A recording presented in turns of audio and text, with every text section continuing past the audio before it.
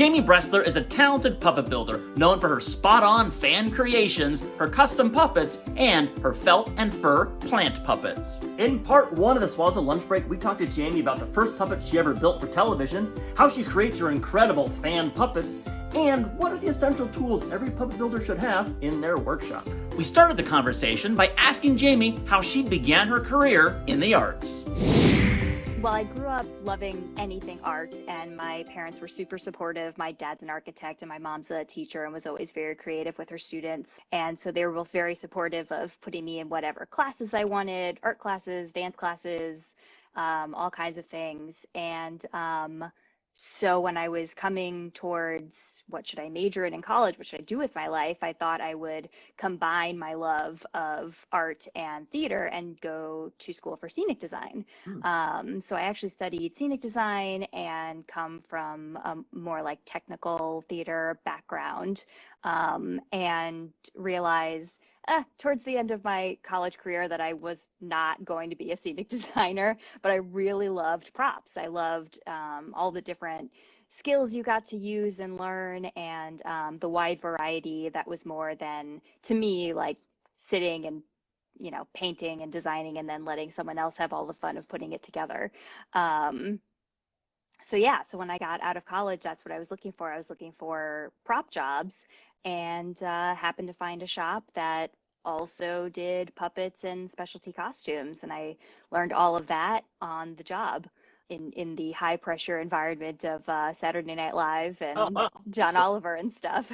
So you were working at, was that one of your first jobs, was working at a shop that was creating those? Yeah, that was, it was kind of a surprise. My uncle lives and works in New York as a stage manager and knew some people in the industry. And so I came here just to sort of ask around and show my portfolio and get some tips. And I figured I would, roam around the country working at regional theaters for a while before I, moved to New York. But someone asked me if I wanted a job at their shop, and I was like, yeah. It's okay. Awesome. So I Do you moved to remember New York. the first thing you made that showed up on television? Yes, it was a teeny tiny, it was two. It was a teeny tiny sock, and then like a big stretched out version of that sock, that was for Gilly. It was a Kristen Wiig character. She was like a little girl, and they would go Gilly, and she would go sorry.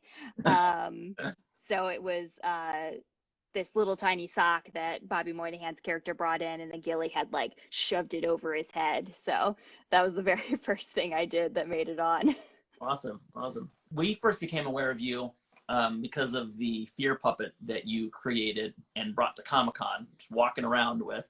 And I remember Patrick showing me this, I think texting you this image. Oh my gosh, you got to see this puppet that this. I remember that moment exactly. I remember exactly where it was, like right in front of Artist Alley. I had like just walked into the floor, and you guys turned around and were like, "What? What's that?" And I was like, "That's a fear puppet." Did you make a lot of puppets before making that puppet? Because that's a very challenging design. Like, how do you ramp up to that? I definitely had made a number of puppets on my own by that time because working in that shop was so high pressure. I started building puppets on my own at home to practice the skill set that I was learning without any pressure. And I decided to do that by building the characters that I love from Pixar and Disney movies. So I think the first one I did was Olaf, maybe, whenever Frozen first came out. And I was hired by a student at Tisch to make a bunch of puppets for his student film. So I made a bunch of really odd looking characters for that. I had made some costumes to wear to Comic-Con, but I'm not really so much like a costumer. I can certainly make a costume for a puppet because they're not going to complain if it doesn't fit properly. But I realized like costuming wasn't really my thing, and there were some amazing costumers at Comic-Con already, and thought I should build some puppets and get those out there. So Fear was one that I did, and he was quick because he's essentially a sock puppet. The top half of his head is carved, but the rest is all fabric. What's the process when you're doing like a replica or a fan puppet, like I know you did a spider pig. We put a bunch of them up on our Instagram that you've done, some of our favorites of yours. But what's the process for taking a design that's not your own and bringing it through to completion? So I used to start, but now I use more printouts with drawing it because I always feel like drawing the character really gives me a sense of, the scale of it and how, the proportions work. And so I would draw a front view and a side view because, again, I come from a scenic design background. I come from like a drafting background. So I like to have as many views as possible to really see what I'm working with. And my process has definitely evolved over the years, the more that I've learned. But it's still basically start with a drawing, then do a mock-up, then, build the real thing. And the processes in between there vary. So sometimes I'll do like a mini sculpt and I'll take patterns off of that and blow them up to the right size. Or in the case of Spider Ham, it was sort of a last minute thought. So that head is just carved out of one block of foam. So it sort of depends on the timing, because often when I want to do a Comic-Con puppet, it's like 2 weeks before the con. It's like, yeah, I can do that. I got time. No, I don't, but I do it anyway.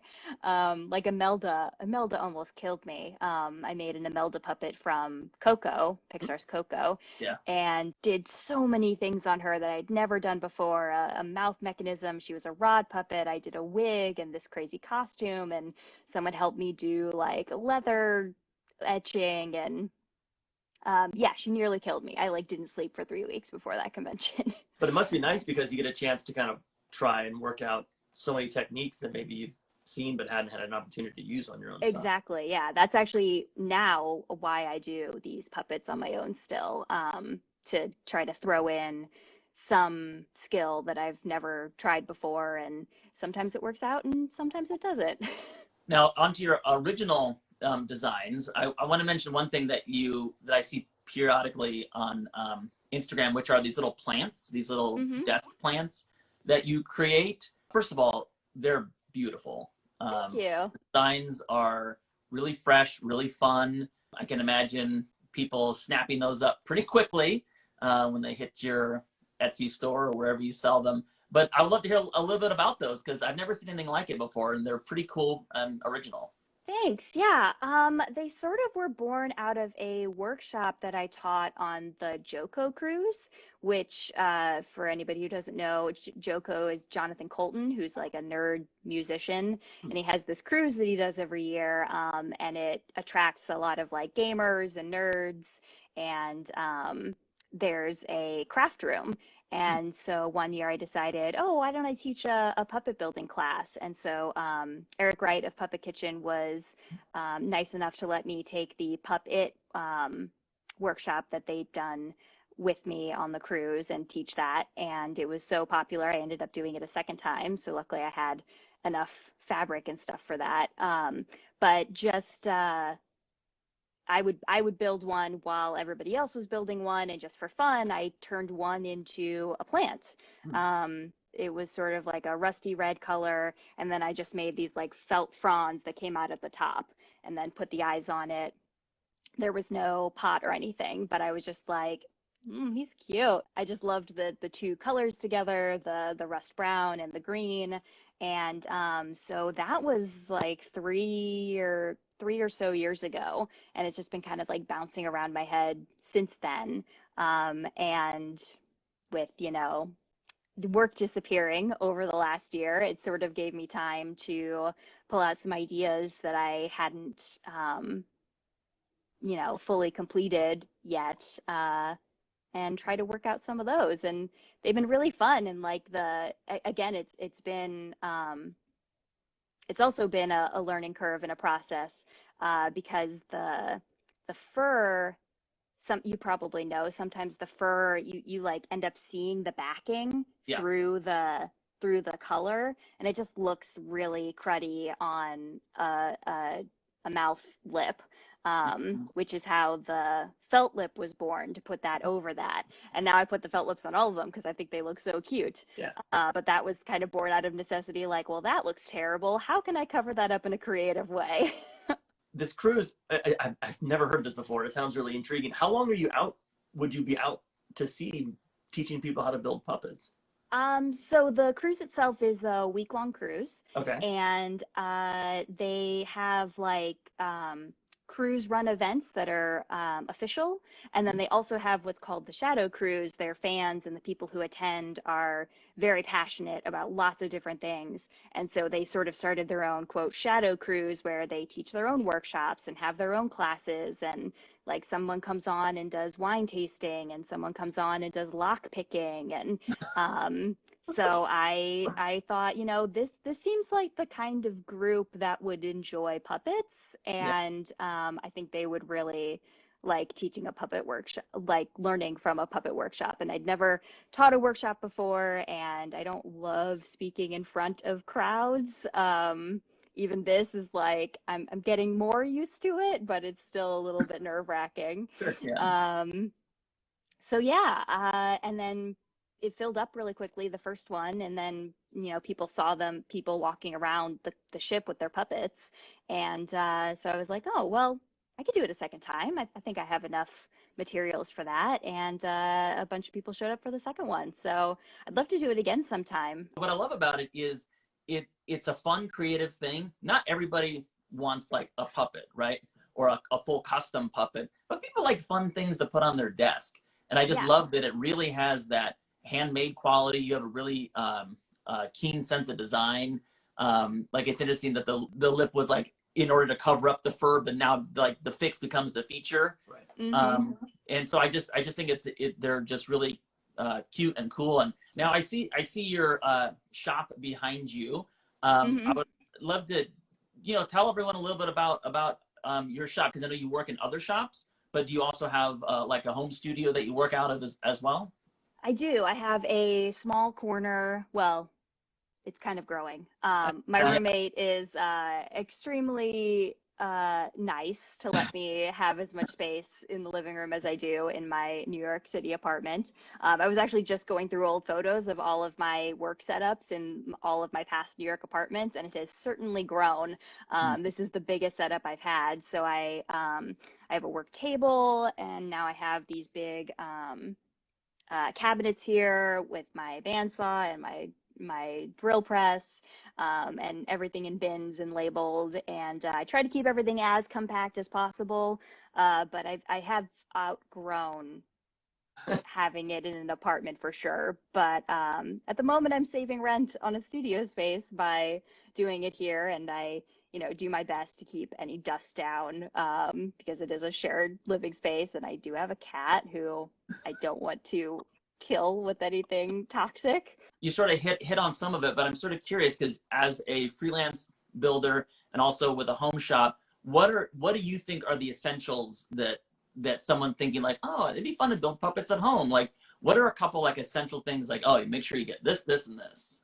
I feel like if you're building basic puppets, you don't need that much. You need, I would say, blades for cutting fur and scissors for cutting fleece. A sewing machine is great if you just want to do like some straight stitching, but hand stitching works too. A lot of the puppets that we produce professionally are all hand stitched. I would say some gaff tape. Gaff tape's always good to have around. Yeah. I don't know. I feel like I don't have to use my like major tools if I don't need to. It's nice to have. It certainly makes the work easier, but like, you don't need a bandsaw. But it's nice to have for a variety of things. Join us for part 2 of our conversation with Jamie Bressler, where she discusses the work she did on Little Mermaid Live, talks about her experiences in the O'Neill Puppetry Conference, and talks about what she learned from working in the fast-paced world of a professional costume shop. Like and subscribe, and we'll see you next time on the Swazzle Lunch Break.